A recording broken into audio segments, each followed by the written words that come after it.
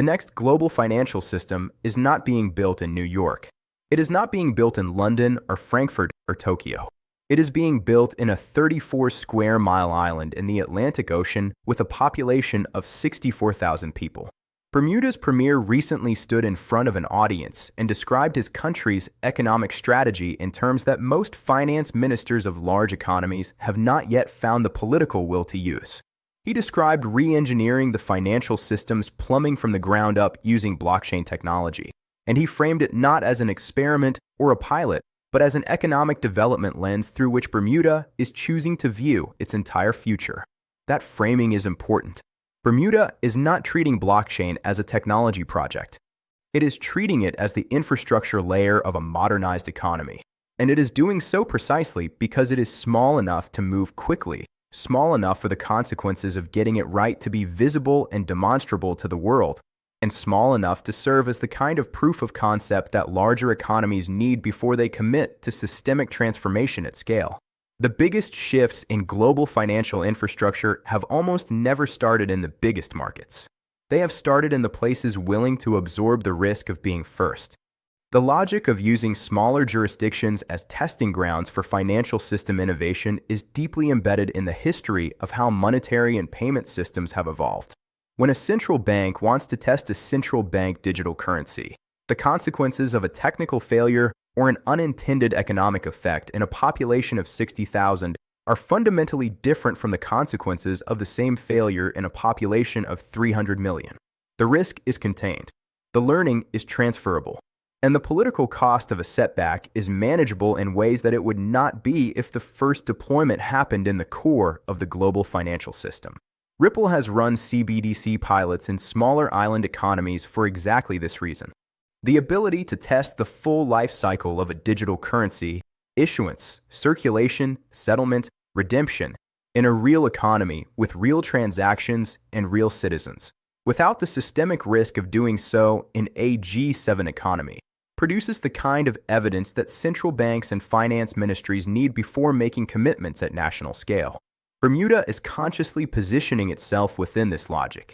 Its premier is explicit about wanting to demonstrate to the world that blockchain-based financial infrastructure works for everyday citizens, not just for institutional traders or technology enthusiasts. If Bermuda can show that a functioning economy can run on distributed ledger infrastructure with tangible benefits for its residents, it creates a reference case that accelerates adoption conversations in much larger jurisdictions that are watching and evaluating but not yet ready to move. Understanding why Ripple and XRP are at the center of so many of these infrastructure conversations requires understanding the specific problem that the existing global payment system creates for everyone who depends on it, which is essentially every person and every institution that needs to move value across a national border. The correspondent banking system that currently handles international payments was designed in an era when the technology available for financial messaging was primitive by modern standards. It was designed around the constraint that banks in different countries could not communicate directly with each other in real time and could not settle obligations between themselves without maintaining pre-funded accounts at intermediary institutions. The result is a multi-layered chain of correspondent relationships where a payment from a sender in one country to a recipient in another travels through a sequence of intermediary banks, each of which takes a fee, adds a time delay, and introduces another point where the transaction can be delayed, rejected, or lost. Ripple's product architecture, which spans Xcurrent for messaging, XRapid for liquidity, and ADIA for standardized connectivity, was built specifically to dismantle that chain layer by layer. Xcurrent replaces the FTP server messaging that many correspondent banking relationships still rely on with modern APIs that communicate in real time. XRapid, which uses XRP as the bridge asset, eliminates the pre-funded account requirement by sourcing liquidity on demand from live cryptocurrency markets rather than from capital sitting idle in Nostro accounts.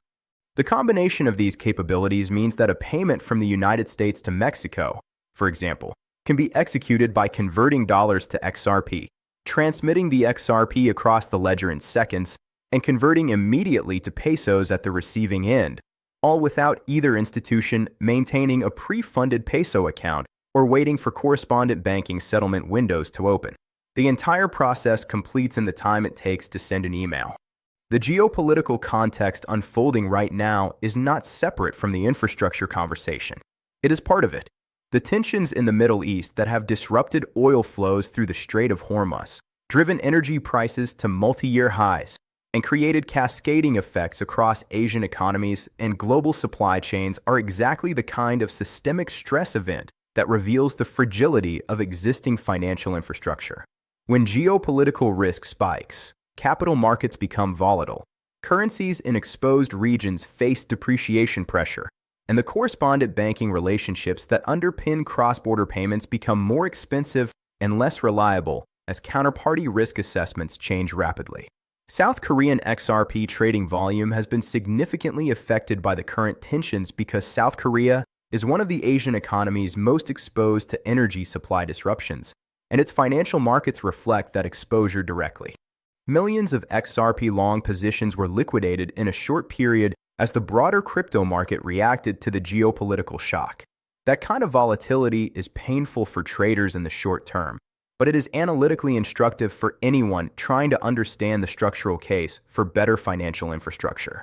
Every time the existing system shows its fragility under geopolitical stress, the argument for settlement systems that are faster, more neutral, less dependent on correspondent banking chains in exposed regions, and more resilient to the specific vulnerabilities of the current architecture becomes more concrete. The stress test is happening in real time, and the results are visible in the data. The regulatory environment in the United States has shifted more significantly in the past several months than it did in the preceding several years, and understanding what has changed and what has not is essential for evaluating how this affects the institutional landscape for XRP and the broader digital asset space. The SEC has issued a formal token taxonomy and investment contract interpretation that establishes 4 categories of non-security digital assets: digital commodities, whose value derives from network function and market dynamics; collectibles, software tools, and payment stablecoins regulated under the Genius Act. XRP is explicitly named as a digital commodity in this taxonomy, alongside Bitcoin, Ether, and Solana.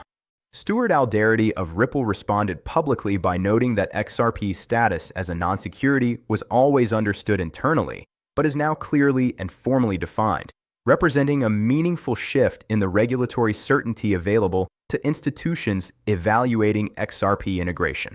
The SEC's position represents a deliberate narrowing of its own jurisdictional scope, returning the agency to what multiple commissioners and legislators have described as its core mission of overseeing investment securities rather than attempting to regulate the entire digital asset ecosystem under a securities framework that was never designed for it.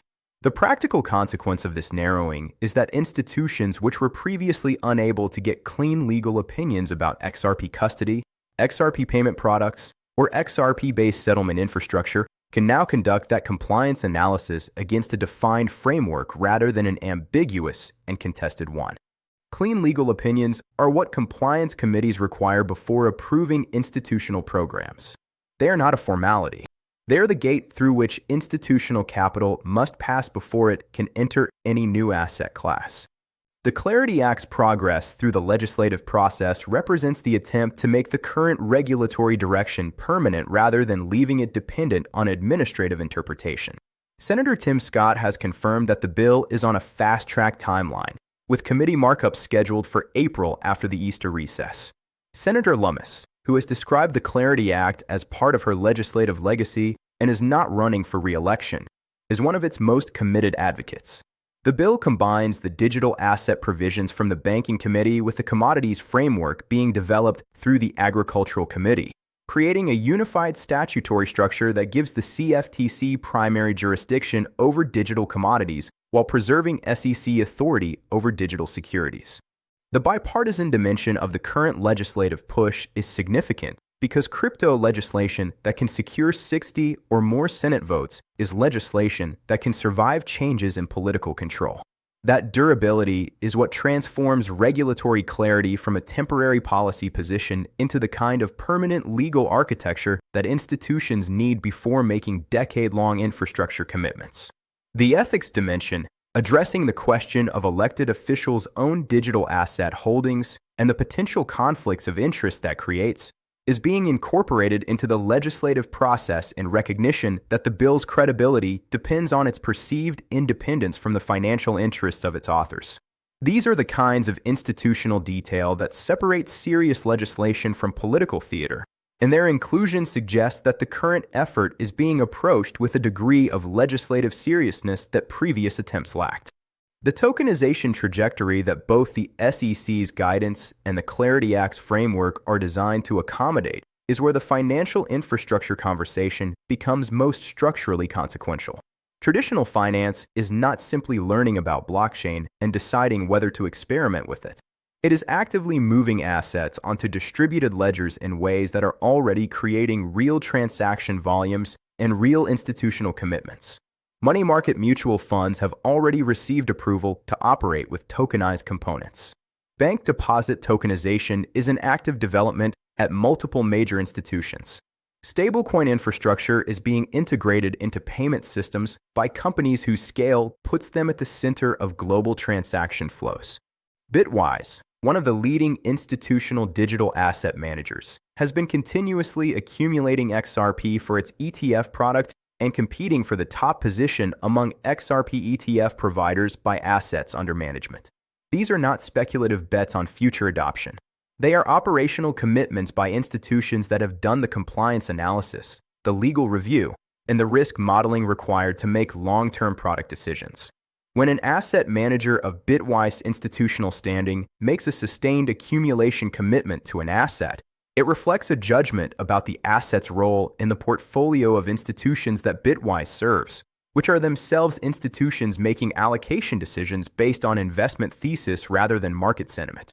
The growing ETF ecosystem around XRP is creating a demand structure that is qualitatively different from retail trading activity because it represents patient capital with a longer time horizon and a structural thesis rather than momentum-driven position taking.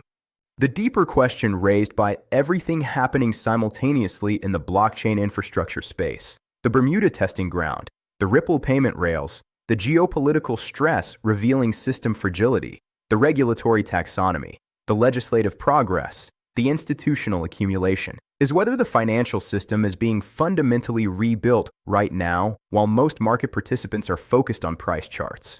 The history of infrastructure transitions suggests that this is exactly how they tend to happen.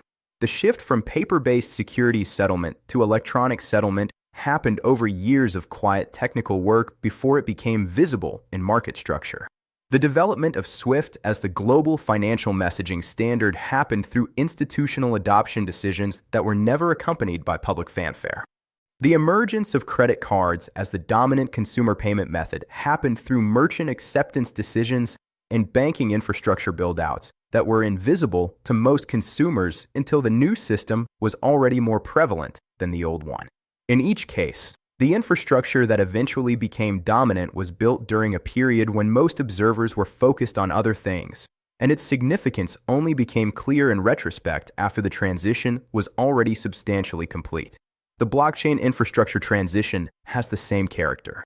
The work being done in Bermuda, in Brazil, in the corridors of Washington where the Clarity Act is being drafted, in the product roadmaps of Ripple and its institutional partners, in the custody platforms and ETF products and tokenization programs being developed by major financial institutions, is the kind of quiet, operational, institutionally unglamorous work that builds lasting financial infrastructure. It does not generate the kind of daily price movement narratives that drive social media engagement. It generates the kind of durable structural positions that determine which networks and which assets are embedded in the financial system 20 years from now. The real question worth sitting with is not what price any particular asset reaches in the next market cycle.